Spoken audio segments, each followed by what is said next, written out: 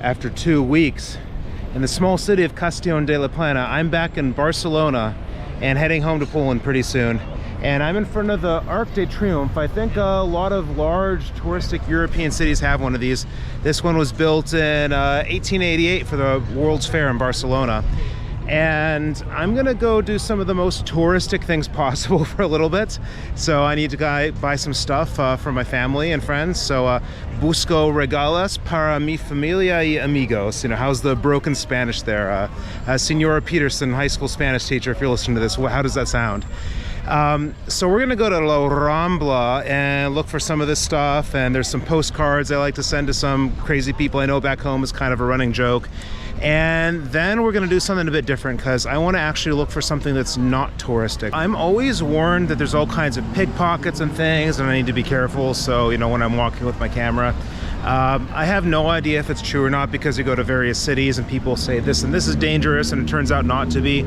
But I will say for sure, this place is full of life. It's a Saturday afternoon.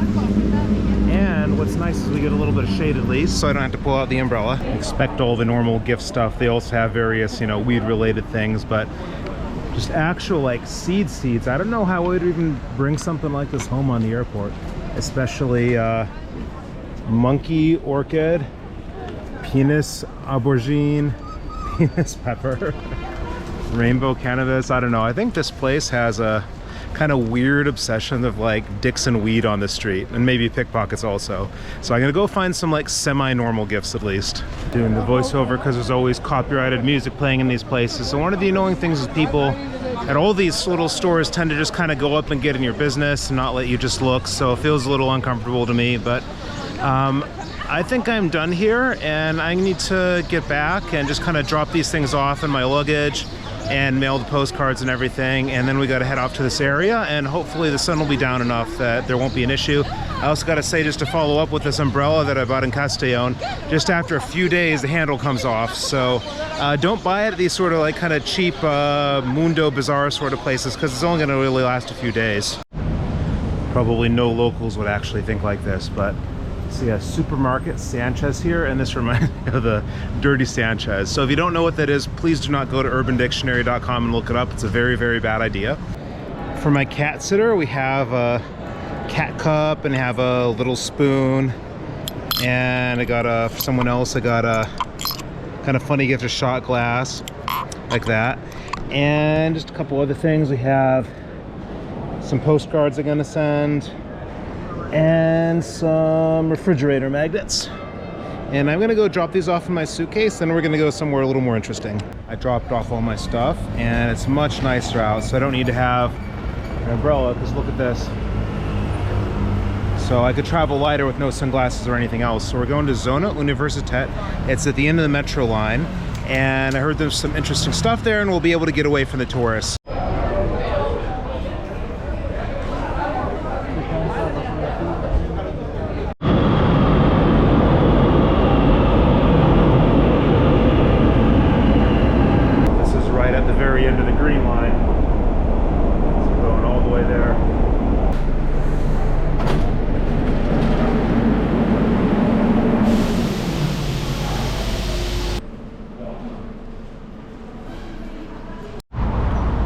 About 9 p.m.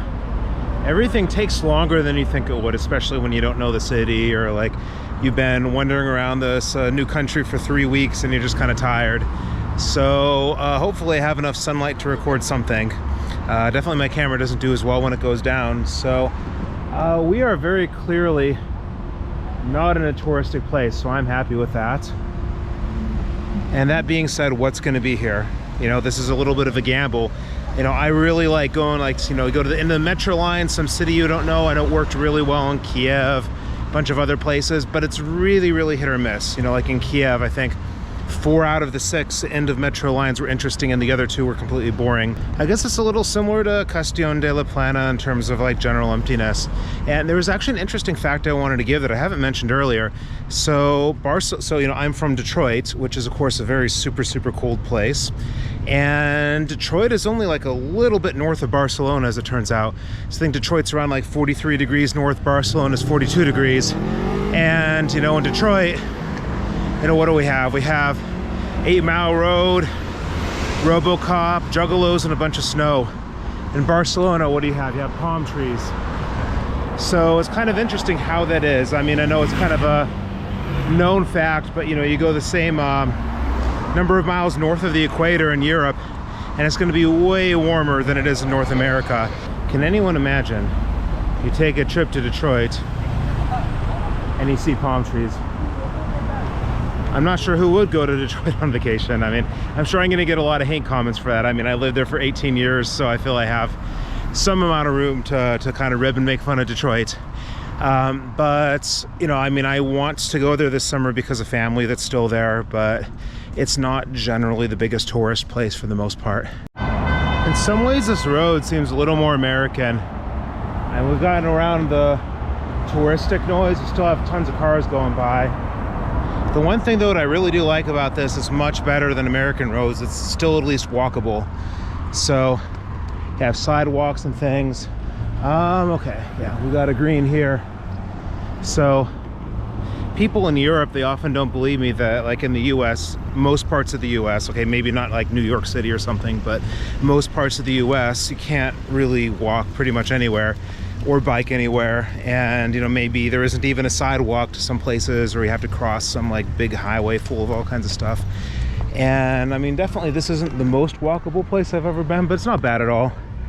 You have all these paths, people walking their dogs, scooters and bikes, so there's absolutely nothing to complain about. And even, I don't know how appearable it is, but I think there's some sort of party bus or something over there. Niza Tour, I'm not sure what that is. So even here there's still life, because in some cities you can just go to the very edge and find nothing. So this is something I do actually appreciate about Barcelona. You know, I tried to find one of the most dead places in the city, and it's definitely more dead than where I'm staying, but there's still a lot of life to it. I was totally wrong about it being a party bus, because this bus, kind of weird bus, is going by at the same time. There's something over there. I don't know how real visible it is, but there's some sort of people making a lot of noise and dancing and things. So I don't know. I think it's nice. I mean, some people maybe want to totally get away from it, but I think it's good. We are very close to a park though, and I have no idea what I'm going to find here. You know, this is kind of much more of an unplanned episode than usual. I mean, a lot of times I just kind of go in some places I'm not really sure about. Like when I was at those beaches, I didn't really know what I was going to find. Or Valencia. Actually, kind of most of what's happened in Spain has been kind of just like, okay, we'll just see what we find. Yeah, this looks pretty beautiful. Still kids here playing. Almost 9:30 at night. Beautiful vegetation, flowers, everything. Oh yeah, the thing, like I've mentioned this before, that I really love about Spain. So, you know, there's the two main things that I miss about the US. You know, people are always asking me, like, do you miss the US? And like, for the most part, I don't. There's a couple things I really miss though, which are bathrooms everywhere that you don't pay for, and water fountains. And Spain does not do this as well as the US, but we at least have water fountains in many places. And the reason for this, I mean, it's because Spain is hot, and I'm sure this has definitely saved lives. But you can, if you're thirsty, you can get something at least. If you have a bottle, you can fill it up. So this is absolutely wonderful. It's Parc de Cervantes, if anyone wants to find it. And I still hear this party from over there. It's pretty loud. I could, you know, maybe my camera doesn't pick it up. But they're even playing like Hava Nagila. It's like da da da da da da da da da da da da da da da. Maybe it's a bar mitzvah. I don't know. Is there a large Jewish population in Spain? I don't think I ever even bothered to check. I have no idea. Random stuff can happen here. You never know. Just like running into this. I mean, look at these beautiful flowers. Got those, and look at this. You know, that's the sort of thing you find that in a shop. You don't find it in a public park, or at least that I'm used to. You find some cool stuff in public parks sometimes, but not that. And I mean, I think this is a nice, relaxing way to get away, I think. I mean, it's not overwhelmed with people at all. There's still definitely people here, even though it's pretty late. You get a much better view of this mountain from here. And then look at that. I guess this is maybe where you take wedding photos or something like that. And like, I mean, this is just like awesome. She's taking photos of all the flowers and stuff, and people still having a picnic.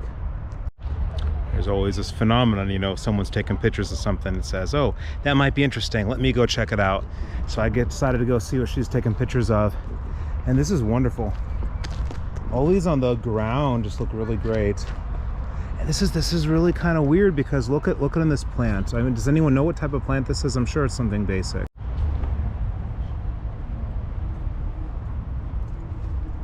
I think this is similar to what I saw on all the walls in Benicassim. I forget the name of this. Remind me what this is called. So that's cut like that, and it goes really, really high. And I think that looks like a different tree over there. It's going up. I think it's something pretty cool. I mean, it's pretty clear a lot of work is going into maintaining this thing. I think we're not allowed to go in here right now. Yeah, I think this is some sort of rose garden, I believe. Yeah. I looked ahead, I saw Lidl. I like Lidl, but it's closed because everything closes at 9:30, at least in terms of grocery stores. So I think it actually would be more interesting to actually get back a little bit to these touristic areas and actually see how busy it's going to be on a Saturday night. I really want to just kind of get back because I'm just tired from 3 weeks of running around. I just want to get packing for my flight tomorrow. Apparently, actually right near here, the most expensive district in the city is like right behind the park or something, and it's where the King of Spain's daughter lived. I did hear people speaking with an American accent while I was waiting to get back on this metro train on the way back, so I don't know that we can really actually escape it. I mean, not that there's anything wrong with people visiting the city, but I was kind of thinking, you know, something more like just Spanish to see. And I mean, I definitely got that in Castellon, but I think maybe in Barcelona you're just not going to find it. It's a little bit more lively. I think I'm gonna walk back. I can tell I'm fading a little bit, so it seems to be the same as Sunday night was when I got here, like just the same number of people, so every day.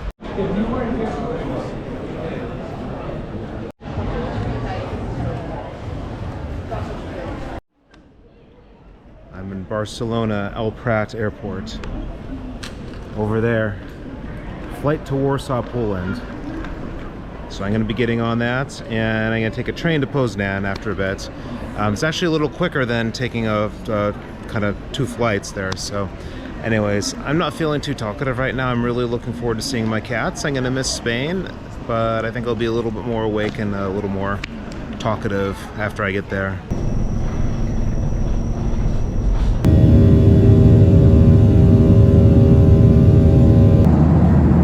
Check this out. There's a plane flying right down there.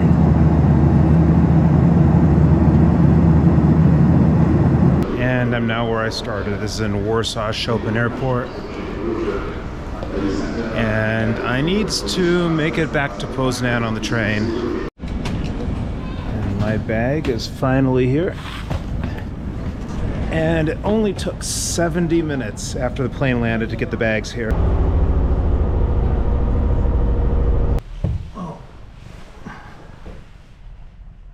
We have one cat here. The other one hasn't come out yet. And he's been quite a terror. There's 5 other cats here. And he's been chasing them all around, showing his dominance and fighting them. So that's a bad kitty. He has a scratch on his nose right now. So the other one, let's see if we can see her underneath. She's still a little bit anxious from all of this. Yeah, there she is. There's Big Red. I'm gonna be careful about my eyes, and we really should trim his claws, but he's gonna scratch my face up. Oh, I missed him so much.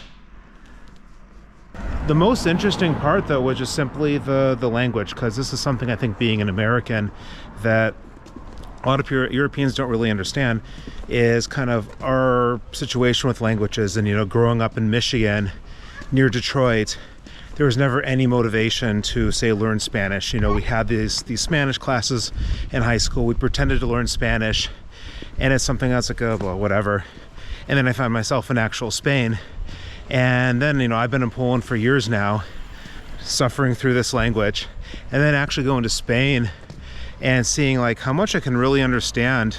I was actually kind of motivated, like it might actually be fun to learn Spanish. I mean, Polish is absolutely like destroying me. Something that stood out to me really a lot when I got back from Spain is just simply that everyone here by comparison looks so pale. To me it's what's normal, but after being there for a while, that's what happens.